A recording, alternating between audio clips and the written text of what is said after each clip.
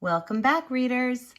It was good to work with you on author's word choice because it is helping us take a closer look at how to build theories about why the author Lynn Cherry decided to write A River Ran Wild.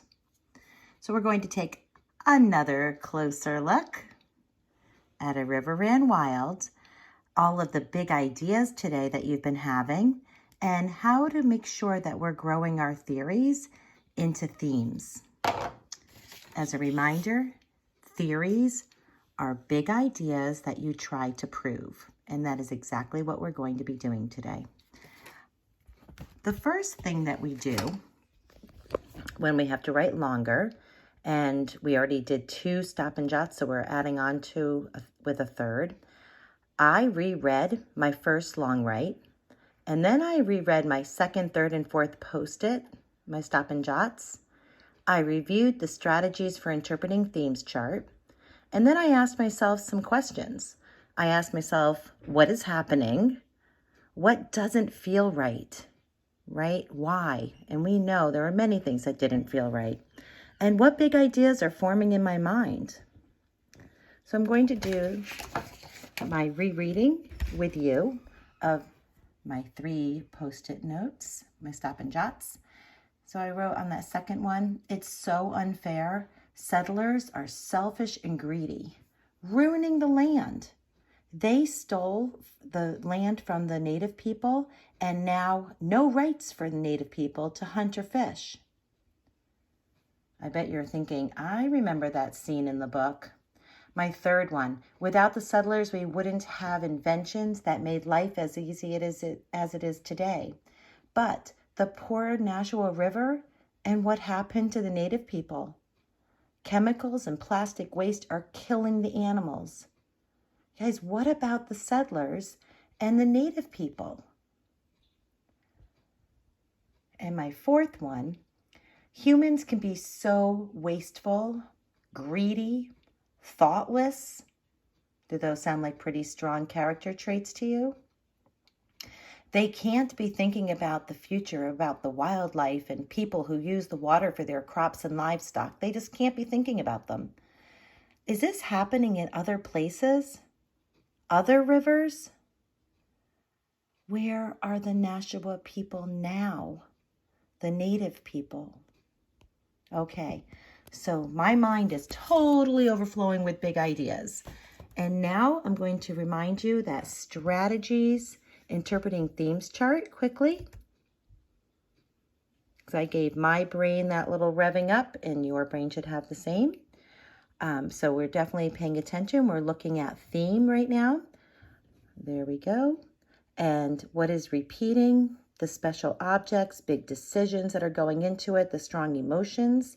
And we're always thinking, as readers, we are flexible in our thinking. We generate several possible themes, not one.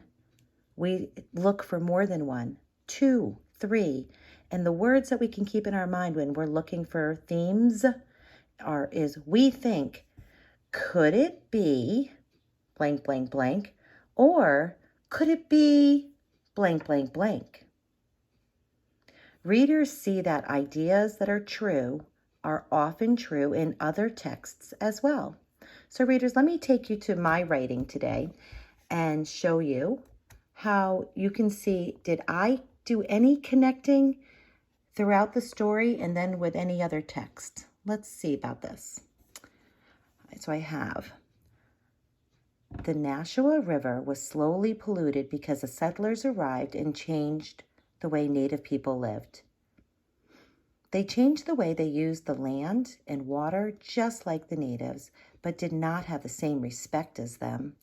The native people used what they needed. The settlers took more than what they needed and wasted what they didn't use. Do you remember that evidence in the book? For example, the settlers hunted wolves and beaver, killing much more than what they needed. Extra pelts were sent to England in return for goods and money. Remember that part? That's total evidence we're proving today. In other words, the settlers brought the idea of greed and money to a land that was peaceful and harmonious. Slowly, the land was taken from the natives, leaving them little to live. No fishing or hunting rights, no land to grow crops. Where did the natives go? It's not a wonder that there were many wars over the years. So I hope you're seeing, readers, that I am using my evidence from the book again and again to keep proving that, yes, I am really hooked on to something. I am building my theories about people and the abuse, the respect, all of those big ideas that we all know are super important. So this makes me think that the natives were doing what we were taught, what we are taught.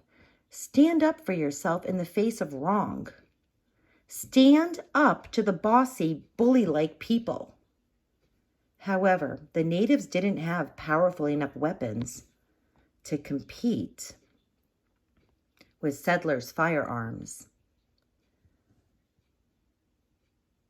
This shows that the native people were as mistreated as the Nashua River. You like that connection? I can compare the deterioration of both the river and the natives because they were both slowly destroyed, abused, misused for years and years, decades, and even centuries. Do you remember? Oh, here it is. This story started in the 1400s and change for the good happened 570 years later. I had to do some math there. That's a really long time to wrap my mind around. So many generations of people lived on the land, used the Nashua in so many different ways. Inventions and technology came along, abused the river with dumping chemicals and waste from leftover dye, wood pulp, and fiber. This makes me think that humans must have killed many rivers over the years with pollutants. I wonder just how many rivers have been destroyed, oxygen being sucked out, killing the fish and wildlife that used to call the river home.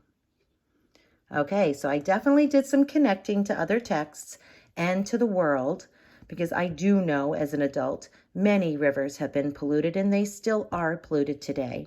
I did have to go in and get some exact evidence, if you will, because tomorrow when you see what I'm writing, I'm bringing in the Mississippi River. I can't believe how polluted that one is. All right, so it is now your turn.